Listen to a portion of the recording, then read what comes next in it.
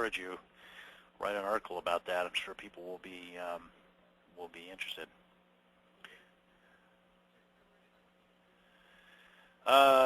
80 says, you exemplified with a small example. Yes, that's true. It's sort of a constraint of the PowerPoint format, is that there's only so much you can get on the screen at once. You start using something like Word, and these things get really painful. But yes, I agree with your fundamental point. So then you continue, how do decision tables apply for larger features? Decision tables will become huge and difficult to interpret.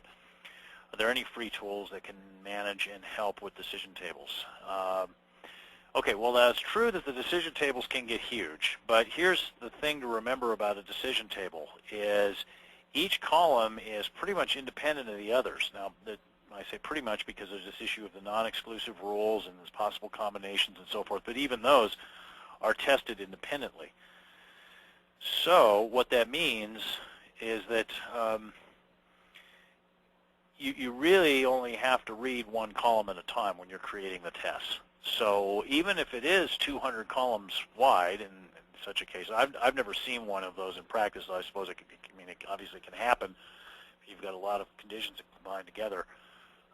But even if it is, say, 200 columns wide, remember, you're interested in one column at a time. And the generation of the conditions at the top, as I said before, is a purely mechanical process. So there's a lot less complexity there than you might think. And you know, each set of actions taken under a given combination of rules, I mean, it's just correct for that combination of conditions. So while it can be big, it certainly is. I don't think there's a whole lot of difficulty in reading it because you know it's like a book in a way, right? I mean, you know, a 1,000-page book is read exactly the same way as a 10-page book, one sentence at a time, right? And in the case of a 1,000-column decision table would be the same as reading a 10-column decision table. You read it one column at a time. So I wouldn't worry too much about them getting big. They're pretty easily to manage even when large within Excel. As far as free tools, I am not currently aware of any free test design tools. That there certainly might be some out there. So, you know, I would say a web search for free test design tool might turn up something useful. I mean, there are some special purpose test design tools that are free. For example, if you go to pairwise.org, you can find free pairwise testing tools, but you know, that's not a general purpose one. Okay, let's see. Yeah, Alexander continues his comment that he has seen use cases and decision tables used together, and again, I'd encourage you to do that, to try to write the article.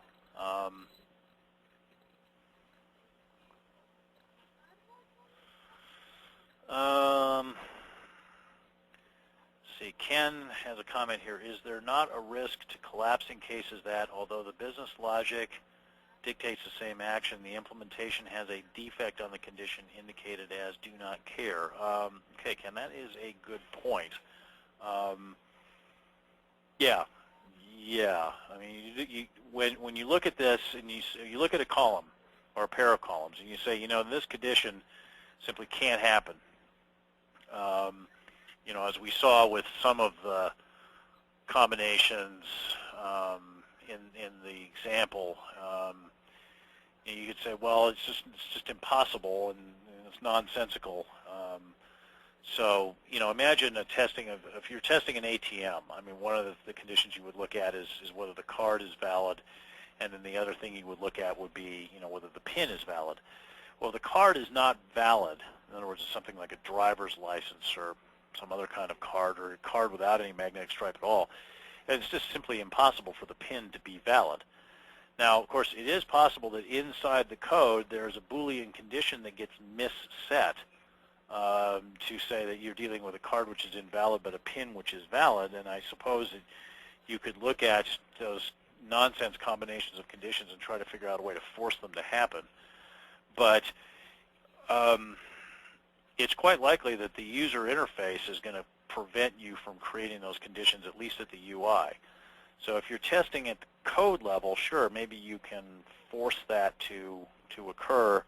But you know, if you're testing at the user interface, while you could, I suppose, try to create some of those combinations, then you know, in many cases they're going to prove impossible. Now, you definitely, you know, you have to be careful with the "oh, that can't happen" response that you get from requirements engineers, business analysts, and programmers sometimes. Yeah, part of the role of testing is verifying that that which can't happen indeed can't happen. So, you know, I would say you've got a good point here, and I think when collapsing a decision table, one should err on the side of caution. In other words, if in doubt whether a given pair of columns are actually a useful pair of tests to run separately, and you know, keep them separate rather than say, oh well, you know, that can't happen, and collapse them together. So good point, Ken. Thanks for bringing that up.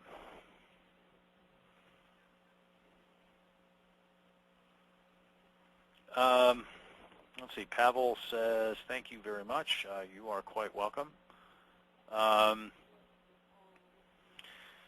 Comment from 80 with a question. Just read your critical testing processes book. It's great. Thank you for saying so, 80. It's certainly a book I enjoyed writing. It was quite a job to write. It was a very complicated thing, and I wish more people had read it, because it's of the books that I've written, it's probably one of the ones I've worked the hardest on, and the fewest people have read. But I'm glad that you like it, and you know, it's certainly hope it provides good ideas to you. Now, your follow-on here, failure mode and effect analysis seems a good way to start testing. How does it link to decision tables? Well, so let's pop this up to the higher level. Failure mode and effect analysis is a particular technique for doing risk analysis, and in risk-based testing, what we are going to do is we are going to identify quality risks, bad things that could happen that would cause the program to not have the level of quality we want, and then use the level of risk to decide how much testing we should do for those.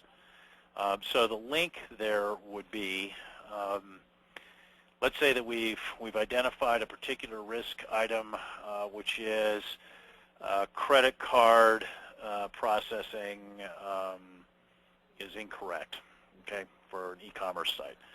Now that relates to the decision table that we just looked at. Now if we say the risk is very high, then maybe in that case, you know, following on to Ken's comment, we don't actually collapse the decision table, where we try to force every one of the 16 possible combinations of conditions that we saw occur, and we do apply the equivalence partitioning that I showed, which was expanded the number of tests for one column up to 7. And we apply the boundary value analysis I showed, which added yet another test. So we could be looking at 22, 23 so tests from that decision table, and maybe even more. Now, if we say that the risk associated with that is very low, then what we would be doing actually is we would collapse, and maybe we wouldn't do boundary value analysis. We wouldn't do equivalence partitioning. We'd say, you know, 7 tests is enough for this, right? Or maybe even less. Maybe if some of the conditions there, we'd say, yeah, it's just not that big of a deal. So risk in risk-based testing is used to make a decision about whether one uses the techniques expansively to try to generate as many tests as possible, or whether you use it sort of conservatively and generate limited number of tests.